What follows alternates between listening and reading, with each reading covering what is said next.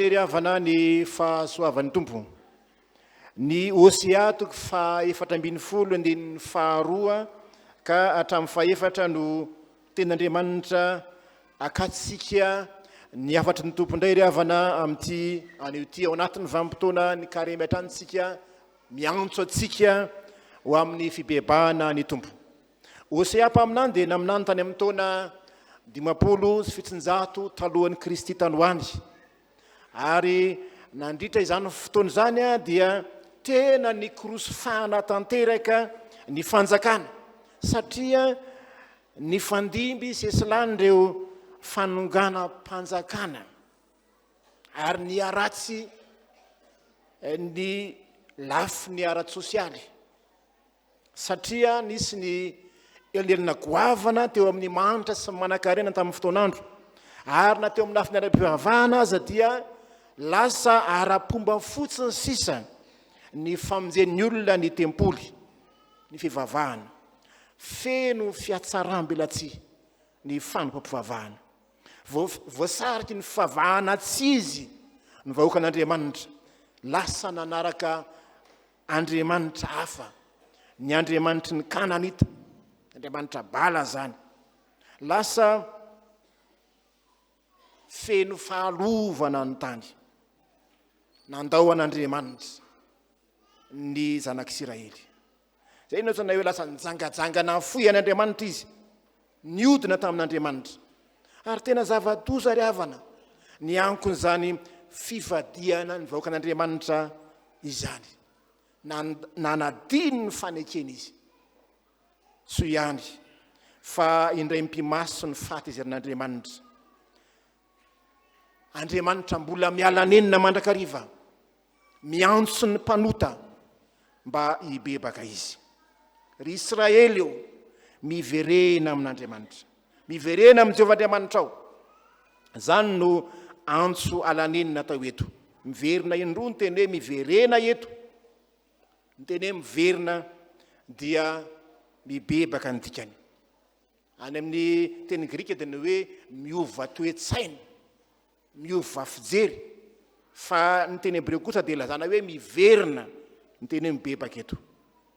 Ny fibebahana dia niala teo amin'ny toerana ray ianao dia lasa nandeha tany dia miverina eo amin'ilay teboka zay niangianao tamin'ny voalohany. Zay ilay antsoina hoe miverina na mibebaka. Hoe teo amin'ny navana-fanenketana amin'Andriamanitra nandray an'i Kristy tompo famonjy ny fiainanao ianao. Fa saingy lasa nandeha tany dia natsiaro teny dia miverina teo amin'Andriamanitra. Zay no antsoina hoe miverina eto na mibebaka. Niodina tamin'Andriamanitra ny Israely nanadiny ny fanekena kanefa dia mbola tia azy Andriamanitra miantso azy mba hiverina. Ny olona tena mibebaka eto ravana malala ary. Ny olona tena mibebaka eto dia ambara etony hoe olona manaja an'Andriamanitra amin'ny teny sy ny atao. Manaja an'Andriamanitra amin'ny teny sy ny atao. Hoy ny voalaza Ry Isiraely io miverena amin'ny Jehovah Andriamanitrao fa lavon-keloka ianao. Mitondrà teny ianareo eny miverena amin'ny Jehovah ka manaova aminy hoe mamela ny heloko rehetra ary raiso zay tsara ka dia aterinay ho fanatitra ny molotray. Aterinay ho fanatitra ny molotray. Fomba fanao ny manatitra zanak'omby endritsy ny fampoavahana tamin'ny fotoanandro zany. Fa arabaky teny dia zao ny hoe hanolotra ny molotray hosolo ny ombilahy izahay. Any tsy hanao fanatitra ombilahy zay zanak'omby vantotr'omby fa ny molotray.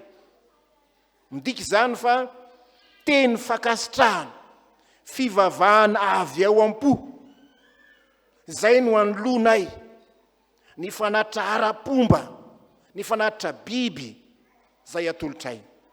Maneho zany fa misy fifandraisana ara-panahy eo amin'ny olona s'Andriamanitra fa tsy fombafomba ara-pivavahana fotsiny ihany. Zay no asaina nataon'ny Israely ka ny olona tena mibebaka marina dia tena manaja n'Andriamanitra amin'ny teny, amin'ny molotra ary miatraika amin'ny atao zany.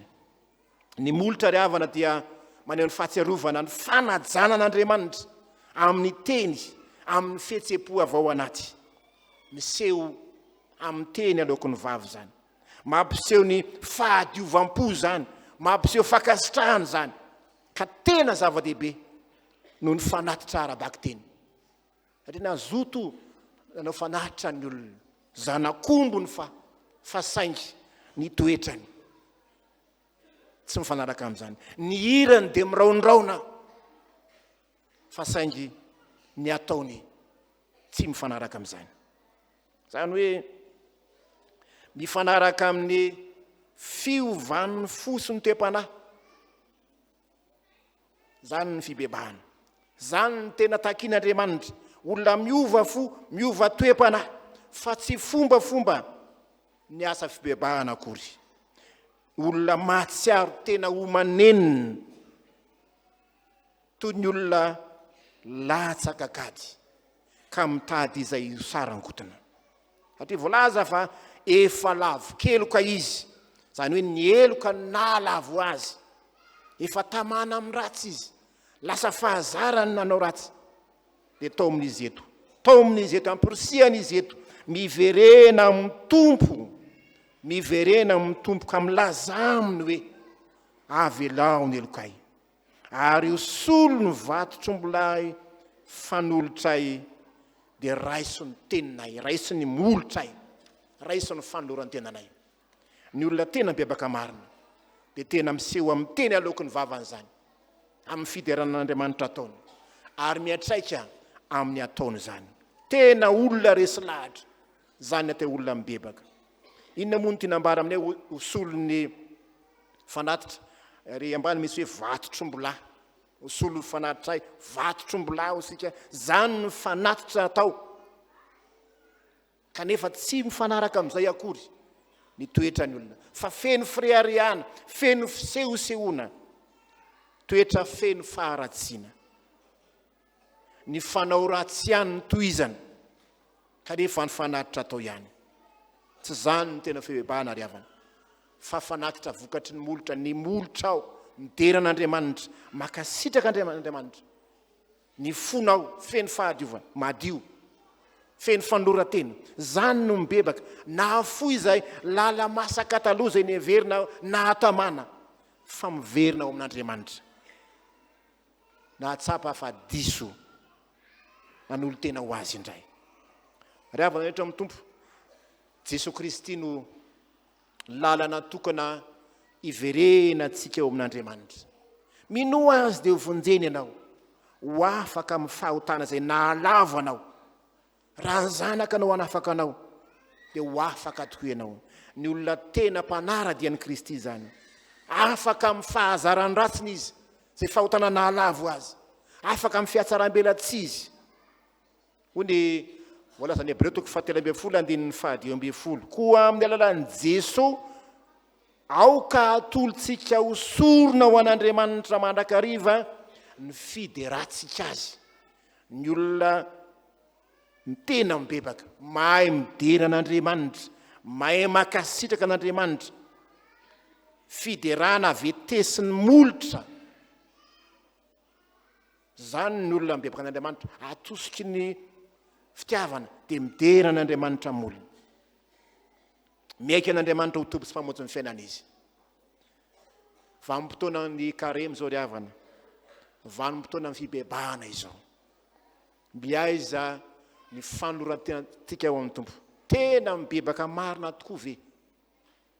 Fadio ny fiatsaram-belatsy, ialao zany fa tsy mendrika ny zanak'Andriamanitra. Ialao ny fibebahana manara-pomba, andesika tena mihavoninahitra n'Andriamanitra amin'ny fo, amin'ny hira ataontsika, amin'ny fanoloran-tenantsika dia asehoy fa tena olona nibebaka sy niala amin'ny ratsy fanao isika. Fa tsy tahaka ilay hoe biby lava zay avany anaty tanety avany, mainy tanety dia mitsoka mandosotra izy, nandosotra ny afo fotsiny ihany, fa mbola mena rana ihany izy, tsy te hiala amin'ny toetrany, fa saingy natahotra fotsiny dia nitsoka nanavitrainy, fa ny toetrany tsy niova. zao no fotoana mety ny ravana malala andiniany tena sy bebana fa ny faharoa ry havana ny olona tena mibebaka marina dia tsy manana mpamonjy afa-tsy Jehova raha ny voalaza eto tsy manana mpamonjy afa-tsy Jehova izy afa-tsy Andriamanitra izy ary zany tsy moa no tentsika hoe Jesosy Kristy ny tompo sy mpamonjy aho ny andininy fahatelo fa efatra azafady Ry tsy hamonjy anay tsy 𝗥𝗍𝗍𝗍𝗔𝗡𝗍 zahay sady tsy teny amin'ny asan'ny tananay intsony hoe ry Andriamanitra io fa aminao no ahitan'ny 𝗥𝗔𝗩𝗘𝗟𝗢𝗡𝗔 famindram-po tena teny feny farisendahatra zany raha dika tonga dia hoe tsy Ry no avonjy anay tsy 𝗥𝗍𝗍𝗍𝗍 zahay tsy amin'ny sampy asan-tananay intsony no hitenany anay hoe Andriamanitra io tsy zany intsony fa ianao no mamindra fo amin'ny 𝗥𝗏𝗏 zany hoe izahay dia tsy entehitra amin'ireo firenendehibe intsony tamin'izany nalaza ry Asiria sy Egypta tsy entehitra amin'ny soavaly intsony zay ao an-tsain'ny mpaminany an'izany ny hery miaramila zay mety fangatahana fanampiana avy any Egypta zany mba hanoerana any Asiria zay malaza moa zany hoe mangataka fanampiana avy any velany rehefa potra rehefa may amin'ny ady zay ataony ary fanaon'ny olona tamin'izany zany tsy antehitra afa-tsy amin'Andriamanitra tsy hanana mpamonjy afa-tsy Andriamanitra rery ihany resy lahatra zany ny olona tena mibebaka hony salamo 7:30 ry havana andininy 4:40 tsy misy mpanjaka voavonjy ny amarony miaramilany ny olo mahery tsy ho voavonjy ny haben'ny heriny ny soavaly tsy azo itokiana ho famonjena ary tsy mahavonjy ny haben'ny heriny tena resy lahatra ny Israely fa ho amin'Andriamanitra ihany no misy ny famonjena izy ny mamiravira ary izy ihany ny mameny fery tsy hanompo sampy zahay zay asan'ny tanana ihany resy lahatra fa te hiova saina tokoa hiova lalana dia toy izany hoe fa ho aminao no ahitan'ny 𝗥𝗏𝗏 famindram-po zany ny 𝗥𝗏𝗏 dia lazana olona marefa olona tsy manan-kianteherana zany hoe tena mahatsiary tena ho malemy tsy manan-kianteherana marefo tsy mahefa na inona na inona tena feno fanentretena miaiky fa tsy misy azo ianteherana afa-tsy Jehova irery ihany ry havana eto amin'ny tompo mitaonantsika izany ten'Andriamanitra zany mbi aiza tokony fahatokisan'Andriamanitra aiza ny fianteherantsika amin'Andriamanitra tena miaiky azo tompo sy mpamonjy ve manapa-kevitra denin'izao tsika fa mitoana ny karemy zao mila mibebaka sika fotoana fanararoatra zao ry havana malala hiverana amin'ny tompo aza mangatakandro aoka ny olona rehetra ho ny Timoty faharoa teo zay manonona raha ny tompo hiala amin'ny ratsy tsy etehitra amin'ny sampy indray zay olona hiverinao hianteranao fahamonjy tsy hanafaka anao tsy mahamonjy anao zany fa ny tompo ihany ny mpamonjy anao hoy Jesosy Kristy ka tsy ao aloha ny fanjakany sy ny fahamarinany zao ny ataovy lara-pahamehana eo amin'ny fiainanao aloha ny an'ny tompo dia hanampy anao izy hanafaka anao izy Jesosy Kristy lalina sy fahamarinana ary fiainana manetretena aza manan'Andriamanitra hafa ho ny tompo fa izao ihany aza mba anisan'izay manao bolokilahy mboatsevaka maminy atsy finy aroa fa tsy misy famonjena afa-tsy amin'ny anarana tokana ihany Jesosy Kristy zany tsy misy famonjena amin'ny hafa fa tsy misy anarana hafa ambany lanitra nomenany olona izay azo tsika famonjena afa-tsy amin'ny Jesosy ihany tsy ahavita ininontsika raha hitehitra amin'ny hery ankoatran'Andriamanitra koa miantehera aminy aza manana Andriamanitra hafa fa izao ihany hoy ny teny didy izay men'Andriamanitra mahay za manetry tena miantehera amin'ny tompo zay ravana ny hafatra rogoavana zay meny tompatsika andio ty ny olona tena mibebaka de tena olona zay tena manaitry manaja an'Andriamanitra amin'ny teny sy ny ataony ary olona tena mahay manetry tena ka tsy manana mpamonjy afa-tsy Jehovah rery ihany. Jesosy Kristy ny tompo sy mpamonjonao raiso izy ankatoavy ny teny ho hitanao ny fifaliana miaraka aminy ho azy ny voninahitra ho aminao ny fiadanany. Amen.